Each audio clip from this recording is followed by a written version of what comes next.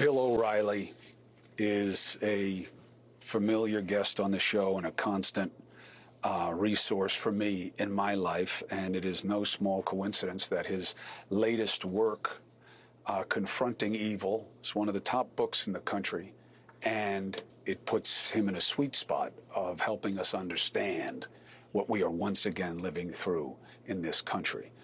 Bill, thank you for joining me on such an important night.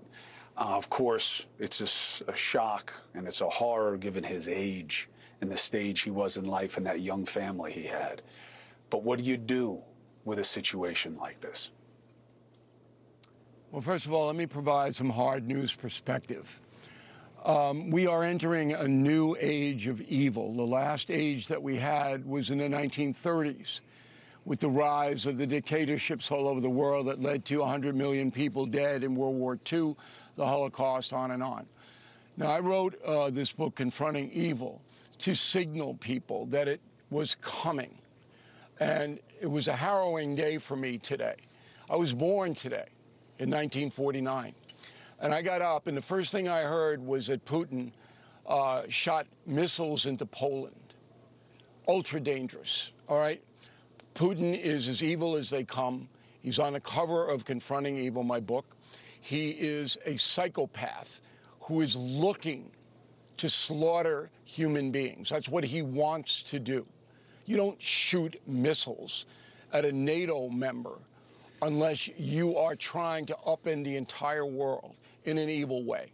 And then a few hours later, we have the Charlie Kirk assassination on the eve of 9/11, where we lost 3,000 people to evil.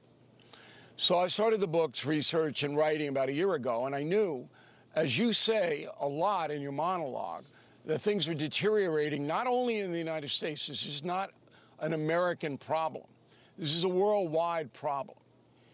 And my opinion that I inject into the book, backed by facts, is that too many people in the world and in this country are looking away. We are looking away. And we are allowing evil to gather power. And you can just analyze it from every point of view. To sell heroin, we're not even going to charge you in major urban centers. It's okay to slaughter African Americans on the south side of Chicago, thousands of them going on for 20 years. 20 years. And we're going to look away. We're not going to demand that it stop. And then when there's an offer of increased protection, we're going to attack the federal government who's offering that. It is beyond belief. And what it's going to come to is a breaking point. I think we're at the breaking point with Putin. And I'm warning everybody that this thing with this man has got to be tamped down soon, or it's going to be World War III.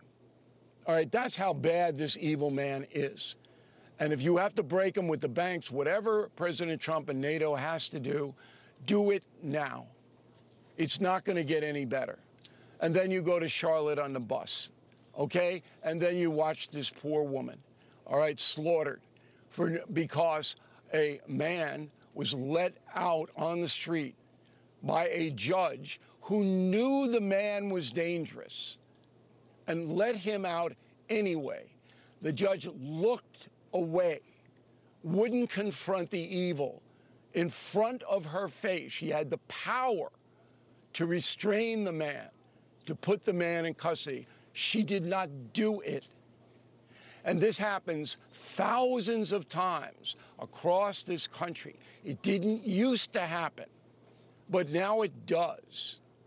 Too many Americans and people all over the world are so self-involved, so selfish, so weak, so afraid that they are allowing evil to grow at an exponential rate, a rate that is horrifying, horrifying.